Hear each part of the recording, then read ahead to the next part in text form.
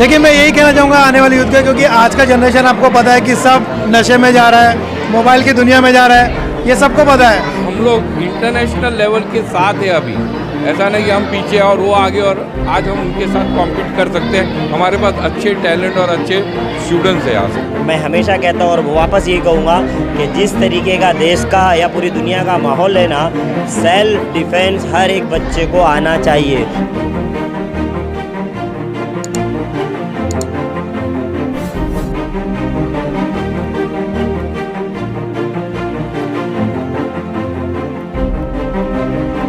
तो बेटर आप अपनी लड़कियों को भी भेजें, पार्टिसिपेट करवाएं तो बहुत अच्छा रहेगा। आगे बढ़ाइए, ऐसे मत सोचिए कि घर संभालना है लड़कियों को। फ्यूचर वो हमने किसी ने नहीं देखा, फ्यूचर में क्या होने वाला है।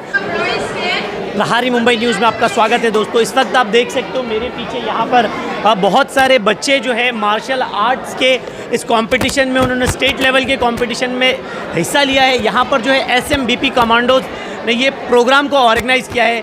आगे की जानकारी यहाँ के जजेस से लेते हैं। जैसा कि आपने सभी ने देखा कि ये SMBP कमांडोज ने ये ऑर्गेनाइज़ किया हुआ है, और यहाँ का जो माहौल है बहुत ही सिंसियर एक सिस्टम से किया गया है। आपके आने के बाद ही आपको पता चल गया होगा कि यहाँ पे किस तरीके से अरेंजमेंट था। हालांकि हमने टारगेट किया था 11 बजे स्टार्ट करेंगे, बट हमने जल्दी से जल्दी इसको स्टार्ट किया ताकि अच्छा लगे। दूसरा मैं ये कहना चाहूँगा कि काफ़ी जो पेरेंट्स यहाँ पे आए हुए हैं वो आज का सिस्टम देख के और यहाँ का जो चल रहा है टूर्नामेंट फाइट देख के सभी को बहुत अच्छा लगा। काफ़ी पेरेंट्स जो पर्सनली आके बोल रहे हैं कि सर इस तरीके से ये किया गया है। मैंने एक चीज़ बहुत अच्छी चीज़ फर्नांडिस सर ने अभी बोली है, उन्होंने जो कहा है कि ये जो स्पॉन्सर करता है ये कोई नहीं करता है, ये बहुत बड़ी बात उन्होंने कही है।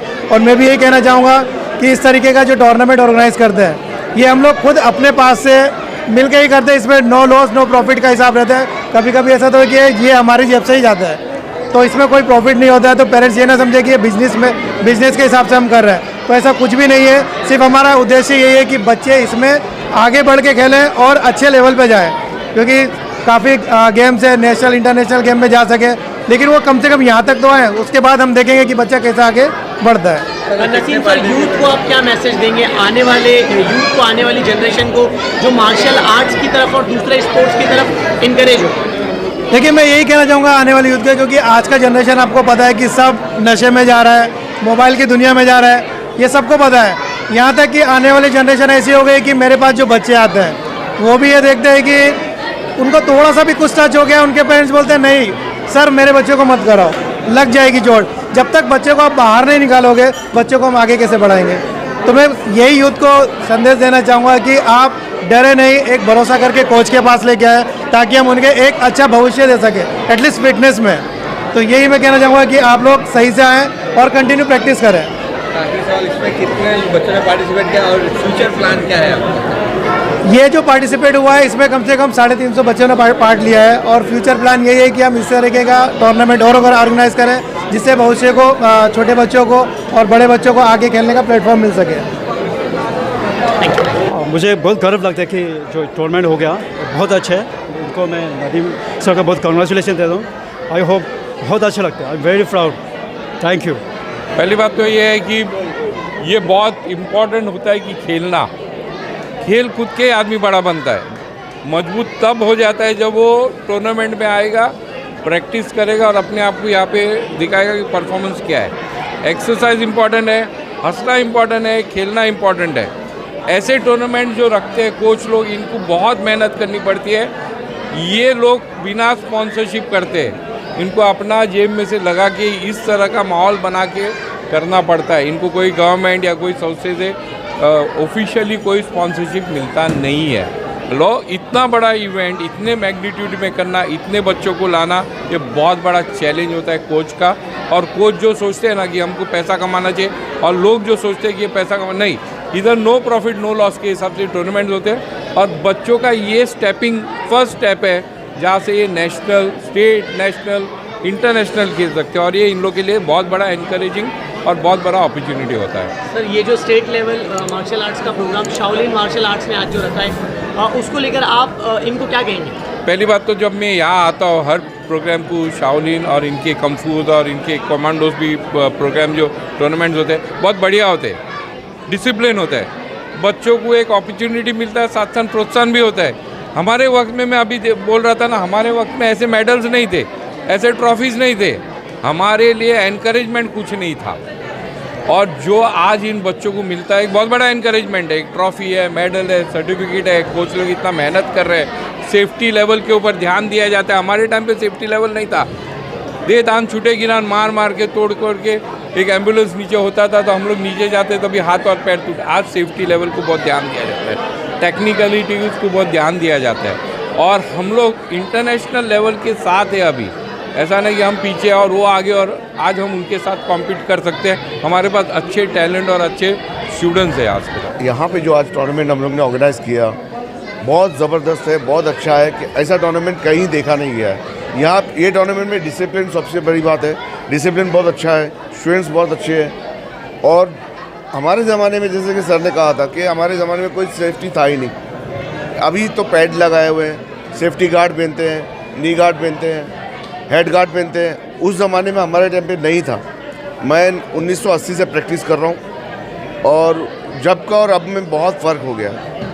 नए खिलाड़ियों को क्या मैसेज देना चाहेंगे? बस नए खिलाड़ी को यही है कि जितना हो सके आप प्रैक्टिस करो, जो आपके इंस्ट्रक्टर है या मास्टर्स है जो आपको सिखा रहे हैं उनके ऊपर आप ट्रस्ट करके फुल प्रैक्टिस करो, अब you will be success. Thank you. सबसे पहले मैं सीफू नईम अंसारी सर का बहुत बहुत शुक्रगुजार हूँ। उन्होंने हमें बुलाया और इनवाइट किया, और जितने भी यहाँ पर बच्चे जो मार्शल आर्ट में अपनी प्रतिभा दिखा रहे हैं, मैं उनसे यही कहना चाहूँगा कि आप जो कर रहे हो उसको और करते रहे और इसी में आप आगे एक बड़ा लेवल भी अचीव कर सकते हो। स्टेप बाय स्टेप आप district, state, national, international level तक भी जा सकते हो। और मार्शल आर्ट एक ऐसा आर्ट से, दुनिया में बहुत सारे स्पोर्ट्स है, लोग क्रिकेट के दीवाने हैं, फुटबॉल के दीवाने हैं और कितने ना जाने, बास्केटबॉल है, बैडमिंटन है, लेकिन मार्शल आर्ट है क्या? मार्शल आर्ट ये समझ लो एक जीने का एक तरीका है, एक लाइफ स्टाइल है। एक ऐसा आर्ट है जिसमें सिखाया जाता है how to sit, how to walk, how to talk. इसमें A to Z सर से लेके पाँव तक टोटल कम्प्लीटली एक्सरसाइज होता है। और सबसे ज़्यादा इम्पोर्टेंट मैं हमेशा कहता हूँ और वापस यही कहूँगा कि जिस तरीके का देश का या पूरी दुनिया का माहौल है ना, सेल्फ डिफेंस हर एक बच्चे को आना चाहिए, क्योंकि कब किस पे कब हमला हो जाए कोई कुछ नहीं बोल सकता। खासकर हमारी जो महिलाएं हैं, गर्ल्स है, आए दिन आपने देखा रहेंगे कुछ ना कुछ ये केस चालू है, रेप का हो गया, चेन स्कैनिंग का हो गया, चोरो चक्का का हो गया। तो आदमी अगर सेल्फ डिफेंस करेगा तो अपना बचाव वो चीज़ आसानी से कर सकता है, साथ में आपको फिजिकल फिटनेस भी मिल रही है। तो मैं यही मैसेज देना चाहता हूँ कि लोग मार्शल आर्ट में ज़्यादा से ज़्यादा ज्वाइन होए, लोग इस चीज़ को आगे बढ़ाएं और इसको समझे कि है क्या।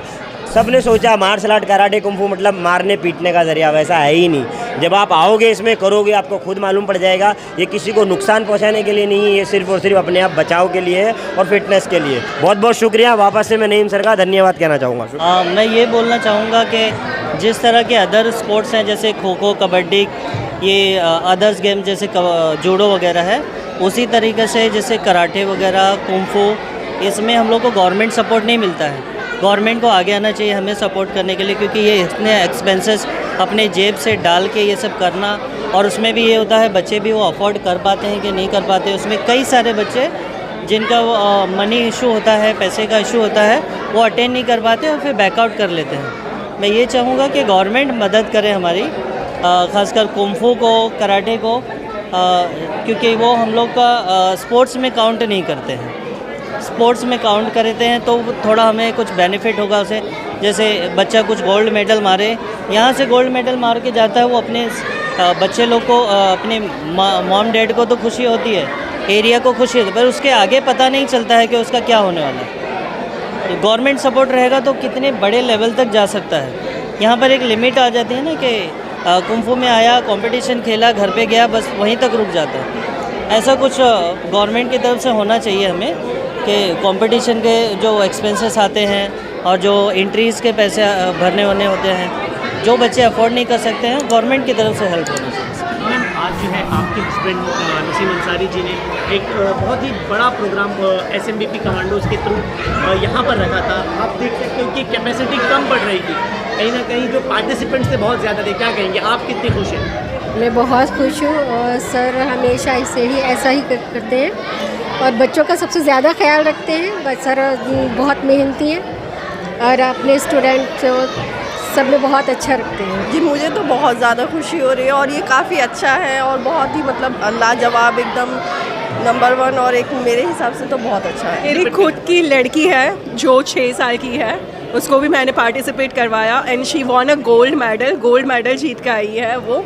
और अभी के ज़माने में मैं सोचती हूँ कि लड़कियों को तो पहले भेजना चाहिए ये सारी चीज़ों में, क्योंकि आप सब देख रहे हैं कि ये इतना सेफ़ नहीं रहा है चीज़ें। तो बेटर आप अपनी लड़कियों को भी भेजिए, पार्टिसिपेट करवाएं तो बहुत अच्छा रहेगा। आगे बढ़ाइए, ऐसे मत सोचिए कि घर संभालना है लड़कियों को। फ्यूचर वो हमने किसी ने नहीं देखा फ्यूचर में क्या होने वाला है, तो आप हर तरीके से आपके बच्चों को रेडी कीजिए। आप आज बहुत खुश लग रही है क्योंकि आपकी बेटी ने जो गोल्ड मेडल जीता है।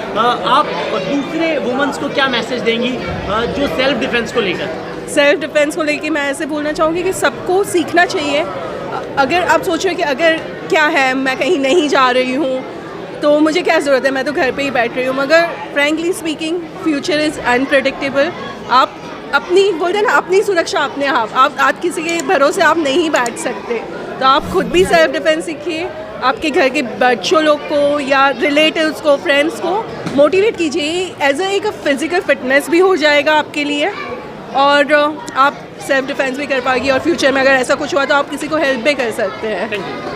नहीं, ये बहुत ही अच्छा प्लेटफॉर्म है बच्चों के लिए जो सेल्फ डिफेंस सीखना चाहते हैं और बच्चों के अंदर सेल्फ मोटिवेशन भी आता है इन चीज़ों में। तो ये बहुत ही अच्छा प्रोग्राम है, रेगुलर बेसिस पे होना चाहिए। मेरा बच्चा यहाँ पिछले 1 साल से लगा हुआ है, उसमें काफ़ी इम्प्रूवमेंट मैंने देखा 1 साल के अंदर। उसमें जो इम्प्रूवमेंट हुआ है, बल्कि लोगों के सामने बोल सकता है, पब्लिकली खड़ा हो सकता है लोगों, और ये impact not even in the class, ये स्कूल में भी दिखाई देता है। स्कूल में भी अगर कोई डिबेट प्रोग्राम होता है, स्कूल में भी अगर कोई पार्टिसिपेशन लेना होता है, तो ये आगे बढ़ के उसे बात करता है। और वैसे भी अगर ये कोई सेल्फ डिफेंस सीखता है तो आने वाले टाइम में अगर कहीं भी कुछ भी कोई इशू होता है तो he can face the situations.